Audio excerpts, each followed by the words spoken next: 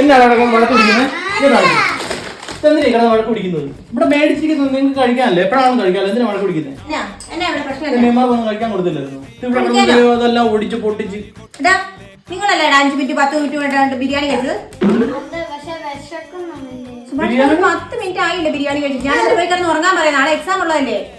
അങ്ങനെ കഴിക്കാൻ പറ്റുമോ? ഉമ്മ എന്താ പരിപാടി? ഒന്ന് കഴിച്ചു കഴിഞ്ഞാൽ ഉടനെ അടുത്തതിന് പോകും. പിന്നെ ഒരു സാധനം കഴിക്കുന്നതിന് ഒരു ഇതില്ലേ? എക്സാം ആയപ്പോ ഈ കളിയാ. ഇനിയിപ്പോ അവധി ആയിരിക്കും എന്നാ ചെയ്യുന്നതാണ് ഓർക്കുന്നത്. രാവിലെ വല്ല ഉഴുക്കുണ്ടാക്കിട്ടാ മതി. അത് തന്നെ.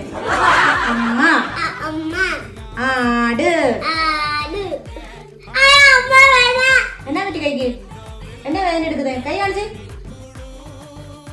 എന്നാ പാട് കയ്യേല്? എന്നാ പറ്റി മോനെ? എന്നാ പറ്റി? അമ്മ തല്ലിയൊന്നുമല്ല. ഞാൻ തല്ലിട്ടൊന്നുമില്ല നിന്നെ.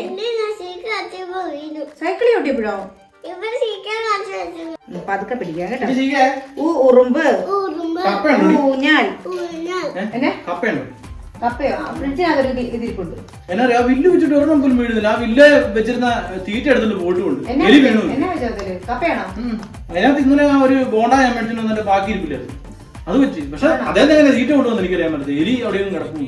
എലിനെ കിട്ടിയില്ലേ? ഓ ഇനി അത് നോക്കണ്ട. ഈ പെട്ടിവല്ലേ വെക്കാം. അതിനെന്തായാലും എനിക്കൊന്നും കംപ്ലൈന്റ് ഒന്നും കാണിക്കില്ല. ഇതൊക്കെ ഒന്ന് പിടിക്കരുത് കേട്ടോ. ഇതുകൊണ്ടോ കുഞ്ഞു? ഇതിവൻ സൈക്കിളിൽ വീണൊന്നും അല്ല. പിന്നെ ഇവനുണ്ടല്ലോ അച്ഛ എലിവില്ല വെച്ച ബോണ്ട എടുക്കാൻ പോയിട്ട് എലിവില് വീണ് മുറിഞ്ഞത്. എന്നിട്ട് നീ പറഞ്ഞ സൈക്കിൾ ചവിട്ടിയതാണ്. എലിവില്ല അച്ഛ പെറ്റ് വെച്ചപ്പാട് എലി വന്ന് ഈ മേല് വന്ന് കറങ്ങി വന്നതിന് പെറ്റി. അയ്യോ, എന്നിട്ട് നീ ആ ബോണ്ട തിന്നോ? ഇല്ലേ സുഭാഷേട്ടോ? സുഭാഷേട്ടാ, തപ്പി നടന്ന എലി എങ്ങും പോയിട്ടില്ല. ഇവിടെ തന്നെ ഉണ്ട്. ആ എലി വീഴാനേ നന്നായി.